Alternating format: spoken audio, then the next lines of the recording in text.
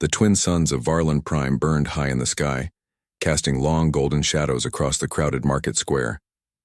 Merchants shouted over each other, trying to sell their goods, spices from the Raelian moons, robotic pets from Turgon 5, strange, glowing crystals from the depths of asteroid belts. In the middle of this chaos, there was a small cage placed in a dark corner. Most people walked past it without looking.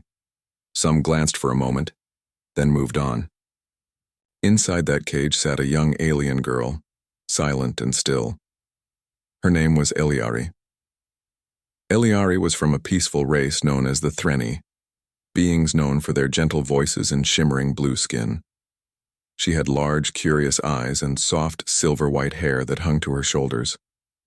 But now, her eyes were tired, her cheeks were dirty, and her arms wrapped tightly around her knees. She had been there for 7 days.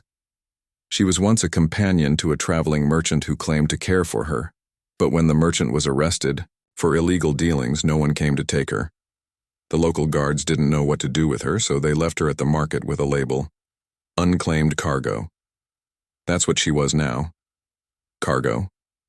People stared. Some laughed. A few children poked at her through the bars until their parents pulled them away. She didn't cry. She didn't speak. She just waited. For what? She didn't know anymore. Her soft fingers traced small circles on the floor of the cage. Around her, life went on. She had no voice here, no rights. No one wanted a Threni girl. They were rare, too quiet, too weak. She was invisible in a galaxy full of noise. That day, something different happened. A human man walked into the market. He was tall, with messy brown hair and a bag slung across his back. His clothes were dusty from travel, and his boots were worn from long walks on metal floors. His name was Jason Mercer, an engineer for a human cargo ship. He wasn't looking for anything special, just some tools, maybe a spare part or two for the ship's engine. But as he passed the corner of the market, something caught his eye. The cage. The girl inside. She looked up for only a second, their eyes meeting briefly. It was enough. Jason stopped walking. He turned his head, confused at what he'd just seen. A child? No, not quite. A young alien girl, small and quiet, sitting, alone in a cage like some animal, his stomach turned. He looked around for someone in charge. "Hey," he said to a nearby stallkeeper. "What's the deal with that cage?" The stallkeeper shrugged. "Unclaimed. Left here days ago. Not worth the trouble."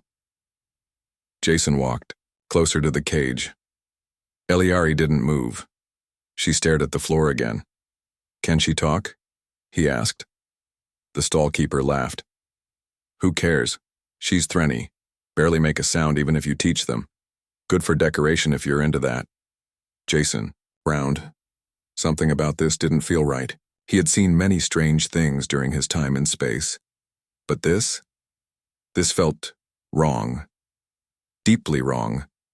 He crouched in front of the cage. "Hey," he said softly.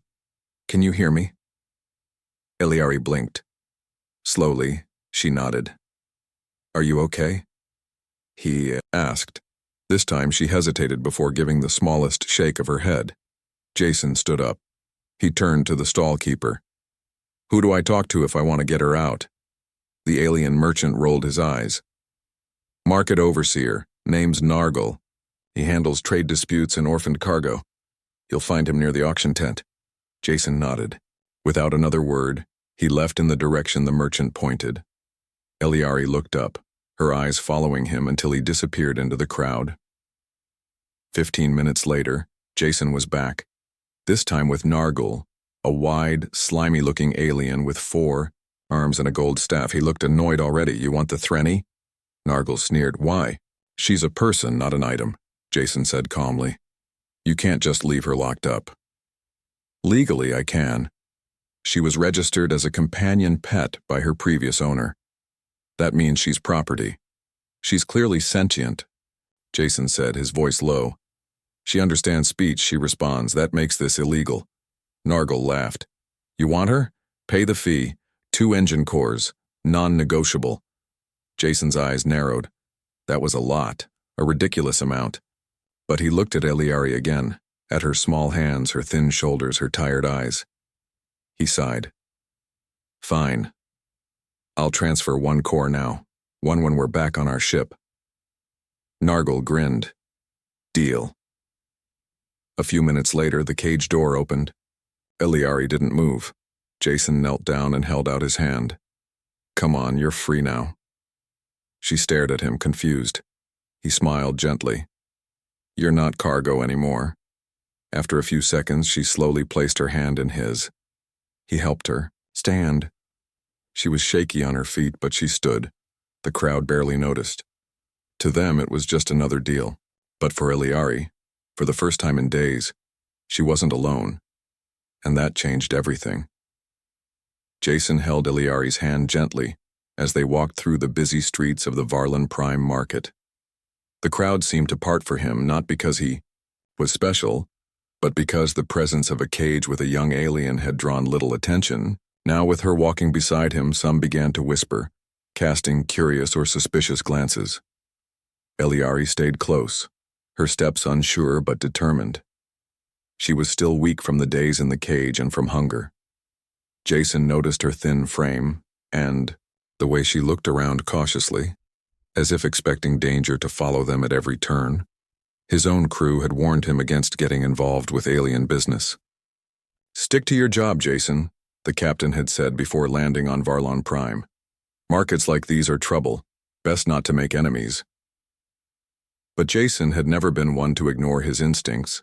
He found a small, quiet cafe tucked in a side street. It was dimly lit, and only a few patrons sat there. He led Eliari inside, gently guiding her to a booth. Sit here, he said softly, pulling out a chair for her. Eliari looked confused but obeyed.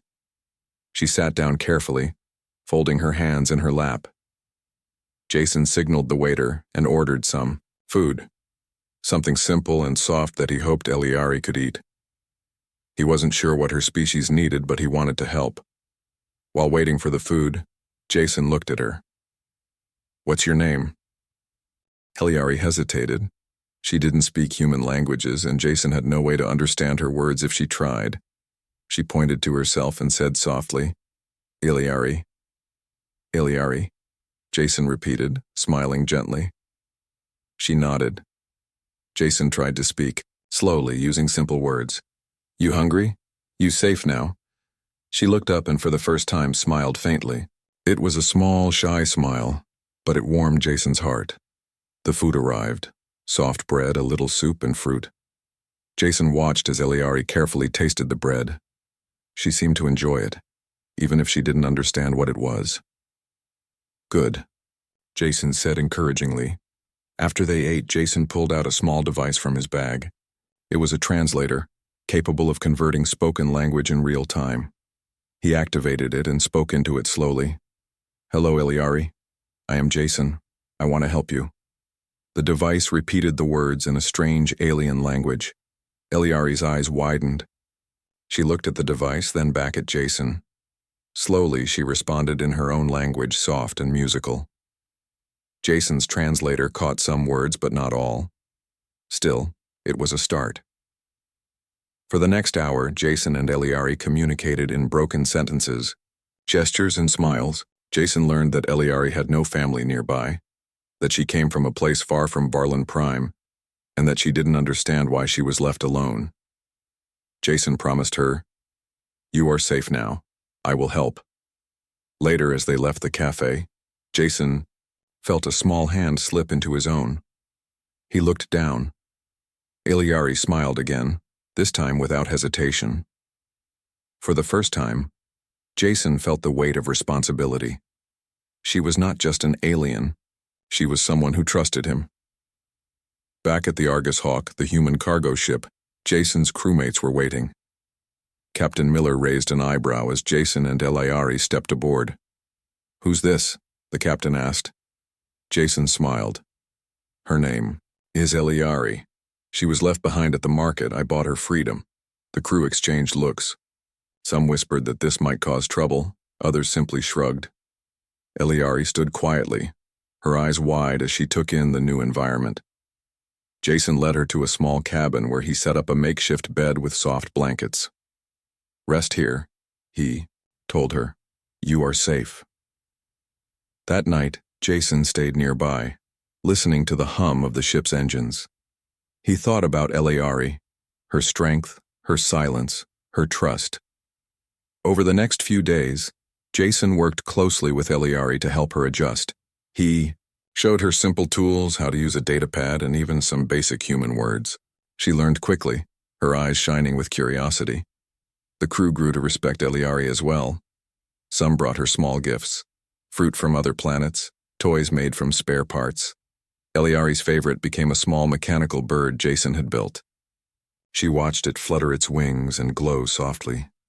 For a moment she laughed, a clear and beautiful sound that filled the ship's halls. Jason felt a smile spread across his face. He was beginning to understand the true meaning of rescue.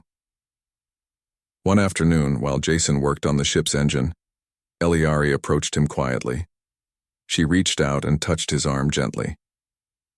Jason looked down and met her eyes. She pointed to a small mark on her wrist, an intricate pattern glowing faintly blue. Jason frowned. "What's this?" Eliari tried to explain.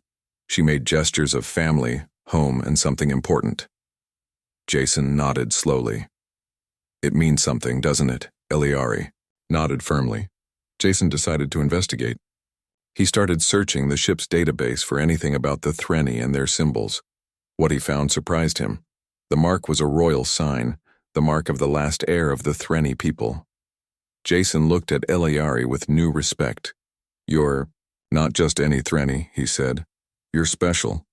Eliari's eyes filled with both hope and fear. Jason promised her, "No matter what comes, I will protect you." But deep in the shadows of Varlin Prime, news of Eliari's freedom had spread. Not everyone wanted her safe, and not all would let her go without a fight. The Argus Hawk drifted gently in orbit above Varlin Prime, its metal skin gleaming under the twin suns. Inside, the ship's engine hummed steadily as Jason worked, but his mind was far from the task. Eliari's glowing mark weighed heavily on him. He sat beside her in the small cabin, trying to understand what her mark could mean. She traced the blue lines softly with her finger, eyes distant. "It's your family sign?" Jason asked quietly. Eliari nodded. Jason frowned. "If you're the last heir of the Threni, why were you left alone in that cage?" Eliari looked away, her voice barely a whisper in her own language. Jason didn't understand the words, but the sadness in her eyes told him the answer. Outside the ship, trouble was brewing. The market overseer, Nargul, was furious. His rare prize, Eliari, had slipped through his fingers for a small price. To him, she was nothing more than merchandise, and losing her was a blow to his reputation. He sent word to the Trade Network Authority, the powerful group controlling commerce in this system, that a human had interfered with registered property. Eliari's status was now a legal dispute. Minutes later, a patrol ship approached the Argus Hawk with flashing blue lights. Jason stood on the bridge, watching the incoming ship's message. "Argus Hawk, this is the Trade Network Enforcement. You are ordered to return the cargo named Eliari immediately. Failure to comply will result in detention and possible fines." Jason clenched his fists. He had no intention of handing Eliari back. Back in the cargo hold, Jason knelt down next to Eliari. "They want you back," he said gently. "But I won't let them take you." Eliari looked at him with wide eyes. She trusted him. Jason's mind raced. The trade network was powerful. They could board his ship, arrest him, and take Eliari away. But he knew one thing clearly. He wouldn't give up on her. The next day, Jason went to the spaceport's main trading hall to confront Nargul. The overseer was waiting, smug and confident. "You have a choice, human," Nargul said. "Pay double or lose your ship license. We cannot allow such interference." Jason's jaw tightened. "Eliari is not property. You can't force me to give her up." Nargul laughed. "You're naive, but I have an offer. Trade your ship's spare engine core for Eliari's freedom. You will not regret it." Jason knew engine cores were valuable. Losing one would hurt his mission and income. But Eliari was worth more than any part. He agreed. On board the ship, Jason started the engine core transfer. Eliari watched him closely. She didn't understand all the human technology, but she felt his determination. As the trade was finalized, Jason warned Nargle, "If anyone tries to come after her, they will face me." Nargle smiled thinly. "We shall see, human." Days passed. Jason taught Eliari about life on the ship. He showed her how to repair small machines, how to use the data pad, and how to move safely in zero gravity. Eliari was a quick learner. She surprised the crew with her intelligence and curiosity. Slowly, the cold girl from the market became a member of the team. Jason noticed how she would often watch the stars outside the ship's windows, lost in thought. One night, Eliari finally spoke a few words in broken human language. "Home. Far," she said softly. Jason nodded. "We will find your home." But peace was short-lived. A strange transmission arrived from the trade network. It was a warning. Eliari's freedom is temporary. Forces will be sent to retrieve her. Jason and his crew prepared for the worst. Eliari looked to Jason, her eyes full of fear and hope. Jason promised, "No matter what comes, we stand together." Before the Argus Hawk could jump to hyperspace, a fleet of small patrol ships appeared on the sensors. They blocked the ship's path.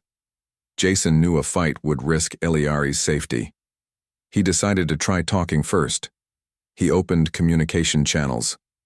"This is Jason Mercer of the Argus Hawk.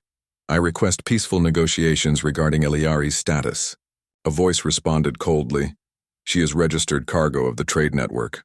You will surrender her or face consequences." Jason looked at Eliari. She squeezed his hand. Suddenly, Eliari stood, her small frame strong with determination. She pointed to the glowing mark on her wrist. Jason translated, "She says she is not cargo. She is the last heir of the Threnny people." There was silence. The patrol leader responded, "This changes matters. You will come with us for questioning." Jason shook his head firmly. "No, Eliari stays with me." The standoff had begun. Backs, inside the ship, Jason and his crew prepared to defend Eliari. They activated defensive shields and readied emergency protocols. Eliari stood beside Jason, no longer silent or scared. Together, human and alien faced the trade network forces. They were not alone. They were ready. The Argus Hawk drifted silently through space, its engines humming softly as the crew prepared for what might come next. Jason sat beside Eliari in the small cabin, watching her closely. The glow of her mark had dimmed, but still shone faintly on her wrist, a constant reminder of the importance of her presence on the ship. Eliari had grown quieter over the last few days, but Jason sensed that her thoughts were deep and full of questions. She was no longer the frightened girl from the market. She was beginning to understand that the human beside her was her protector, and maybe more. Jason decided it was time to try and teach Eliari more about humans and their ways. He pulled out a small data pad and opened a translation app. Slowly, with patience, he showed her pictures of planets, stars, ships, and people. He pointed to each image, saying the words clearly: star, ship, human, friend. Eliari repeated the words softly, her voice still delicate but growing stronger with each attempt. Jason smiled. Good. Days passed as Jason and Eliari continued their lessons. He taught her to use the datapad to communicate simple messages. Eliari learned to say hello, thank you, and friend in human languages. She taught Jason too. Her language was musical, full of soft sounds and flowing tones. Jason tried his best to copy her speech, often laughing at his mistakes. The Rio crew began to notice the change too. Eliari smiled more, laughed gently, and even helped repair small machines. The mechanical bird Jason had given her fluttered its wings, bringing joy to them both. One afternoon, Jason invited Eliari to the ship's observation deck. The large windows showed the vastness of space, dotted with stars. Eliari gazed out, her eyes reflecting the distant lights. Jason asked, "What do you see?" She pointed to a small blue planet far away. "Home," she whispered. Jason nodded. "We will find it. Together." As the days went on, Jason shared stories about humans, about courage, kindness, and hope. Eliari listened carefully, absorbing each tale. She told Jason about the Threni, their peaceful ways and their lost home. Though their worlds were different, their hopes were the same: safety, belonging, and friendship. One evening, as the ship floated through the quiet darkness, Eliari approached Jason with a small gift, a delicate flower from her home planet preserved in a tiny glass jar. Jason took the gift with gratitude, touched by the gesture. "You are my friend," she said softly. Jason smiled warmly. "And you are mine." Their bond grew stronger with each passing day. But outside the ship, danger was still near. The trade network had not forgotten Eliari.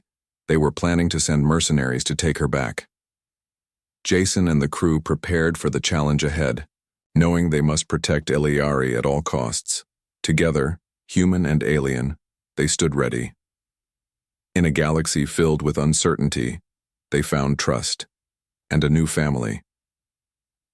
The Argus Hawk glided silently through the empty black of space, far from the crowded markets of Varlin Prime. Inside the ship, Eliari sat quietly by the observation window, watching the stars streak past.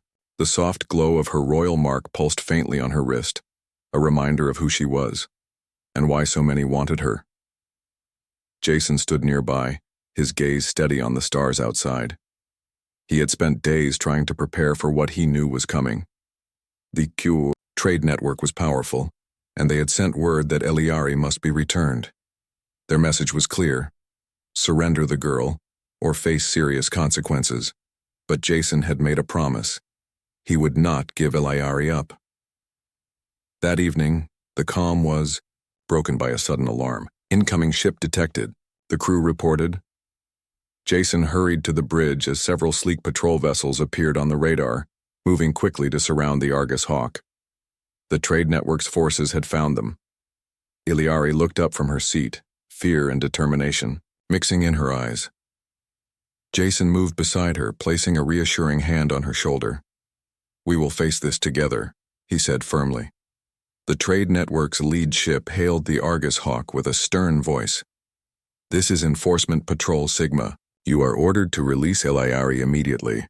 Failure to comply will result in boarding and detention." Jason replied calmly, "Eliari is under my protection. She is not cargo, she has rights." The patrol leader responded coldly, "She is registered property of the trade network. You have no authority here." Jason glanced at Eliari, who stood, tall despite the tension. Suddenly she lifted her arm, showing the glowing mark. Jason spoke. "This mark means Eliari is the last heir of the Threni people. She is more than property." There was silence on the other end. After a tense moment, the patrol leader said, "This changes the situation. You will come with us for further questioning." Jason shook his head. "No, we are not going anywhere." The standoff was clear. Back on the Argus Hawk, the crew quickly prepared defenses. Shields were raised and emergency protocols activated. Everyone knew the next hours could decide Eliari's future. Eliari stood close to Jason. She no longer seemed afraid. Instead, her eyes shone with quiet courage. Jason admired her strength. "We will protect you," he promised. The trade network ships began maneuvers, trying to force the Argus Hawk to surrender. But Jason used the ship's agility to evade, moving through asteroid fields and debris with expert skill. The chase was intense, but the Argus Hawk held strong. Jason contacted allies he had in nearby systems, asking for help.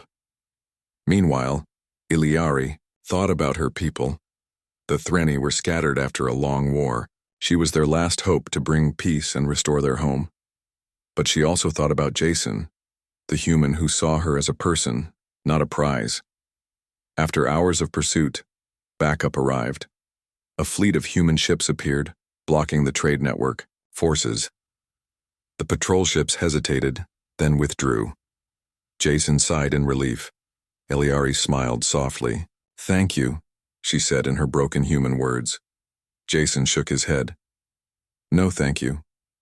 You taught me what courage really means."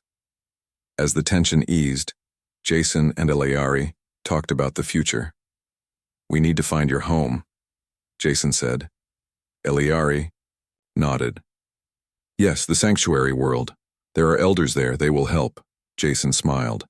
"Then we will go there together." The Argus Hawk set course for the Threnny sanctuary planet, hoping to find safety and answers. But Jason knew their journey was only beginning. Many still wanted Eliari for their own reasons, and the galaxy was watching. The Argus Hawk cut through the blackness of space, its engines humming steadily as it sped toward the Threnny sanctuary world. Jason sat in the cockpit, eyes sharp on the star-filled path ahead. Eliari stood beside him, her hand lightly resting on his arm. Together, they faced an uncertain future. Behind them, the trade network forces were relentless. They had sent mercenaries to reclaim Eliari, the last heir of a proud people. But Jason and his crew refused to surrender. Inside the ship's control room, the crew worked quickly, checking sensors and running calculations to avoid ambushes. Every jump through hyperspace was tense, every signal scanned for danger. Eliari watched the stars streak by, her thoughts drifting back to her lost home. The sanctuary world was her last hope, the place where her people might accept her again. Jason broke the silence. "We need to be ready. They won't give up easily." Eliari nodded. "They fear what I represent." Jason smiled gently. "You're stronger than you know." Suddenly, the alarms blared. The ship's sensors detected fast-moving vessels closing in. "Mercenaries," one crew member shouted. Jason took the controls. "Brace for evasive maneuvers." The Argus Hawk twisted and turned through an asteroid field, dodging blasts and weaving between rocks. Eliari held tightly to a railing, her eyes wide but steady. The mercenaries' ships fired again, but Jason's skill kept them safe. Still, the chase was dangerous and exhausting. "Can we outrun them?" Eliari asked. Jason nodded. "We have to. I won't let them take you." Hours passed as the chase stretched across several star systems. The Argus Hawk's engines burned hot, pushing the ship to its limits. Jason contacted allies, sending coded messages for help. "Reinforcements are on the way," he assured Eliari. She smiled faintly. "Thank you, Jason." During a brief calm, Eliari shared stories of her childhood with Jason. She spoke of green forests, shimmering lakes, and songs sung by her people under twin moons. Jason listened closely, imagining the world she described. It was beautiful and peaceful, a sharp contrast to the danger they now faced. Finally, a fleet of friendly ships appeared on the horizon, forming a protective ring around the Argus Hawk. The mercenaries hesitated, then turned away. Jason sighed in relief. "We're safe, for now." Eliari looked out at the sanctuary world growing larger in the viewport, a planet covered with forests and sparkling rivers. "This is home," she whispered. Jason smiled. "We made it." As the ship landed, Eliari felt a mix of hope and fear. She was about to face the elders, the leaders of her people. Jason stayed close, ready to support her. Inside the sanctuary's great hall, the elders greeted Eliari with reverence and curiosity. They recognized the mark on her wrist, the sign of the lost royal line. Eliari stood tall, no longer the scared girl from the market. She spoke softly, telling them of her journey, of the humans who saved her, and the hope she carried. The elders listened carefully. After a long pause, they spoke. "You have returned, child of our line. Your path is not easy, but your heart is strong." Jason watched quietly as Eliari was welcomed back. That night, as stars shone outside, Jason and Eliari talked quietly. "You belong here," Jason said. Eliari smiled. But you saved me, I want you to stay. Jason hesitated, then nodded. I will. Together, they looked toward a future filled with challenges and promise. The great hall of the Threni sanctuary was filled with soft, glowing light from hanging crystals. Eliari stood at the center, surrounded by the elders of her people. Their eyes were kind but filled with questions. This was her home, yet she felt like a stranger after all the years away. Jason stood nearby, watching quietly. He was no longer just an outsider here. He had become part of Eliari's story, her protector and her friend. The eldest of the Threni elders, a tall figure with silver hair and deep blue skin, stepped forward. Eliari, daughter of our lost line, you have returned from darkness. Your people have suffered much, and your absence left a wound in our hearts. Eliari nodded, her voice steady. I have seen the galaxy's dangers and kindness. I want to help my people. Not just as a queen, but as a friend. A murmur of approval passed through the gathered crowd. Jason felt a warmth in his chest. Eliari's words were honest and strong. The elders discussed what to do next. They spoke of rebuilding their world and uniting scattered clans. Eliari was more than a symbol. She was a bridge between the past and future. Jason was invited to join the talks. His knowledge of human technology and experience in space made him valuable. Days turned into weeks. Eliari worked closely with the elders, learning more about her heritage and preparing to lead. Jason helped repair ships and improve defenses. The people of Threni began to hope again. One afternoon, Eliari took Jason to a quiet garden filled with glowing flowers. The air smelled sweet, and soft music played from unseen sources. She smiled, softly. You saved me when I was lost. Jason shook his head. You saved yourself. I only helped. They sat together, watching the twin moons rise over the horizon. Eliari's voice grew stronger as she spoke to her people. She traveled to scattered settlements, sharing stories of hope and courage. The Threni began to come together, healing old wounds. Jason stayed by her side, not as a rescuer but as a partner. News of Eliari's return spread through the galaxy. Some came with offers of friendship, others with threats. But Eliari was ready. With Jason and her people behind her, she faced the future bravely. One night, as they stood beneath the stars, Jason asked, "What will you do now?" Eliari looked up, her eyes shining. "I will bring light to my people's darkness, and you will help me." Jason smiled. Always. Together, human and alien, they stepped into a new era, one built on trust, hope, and the strength of two worlds united.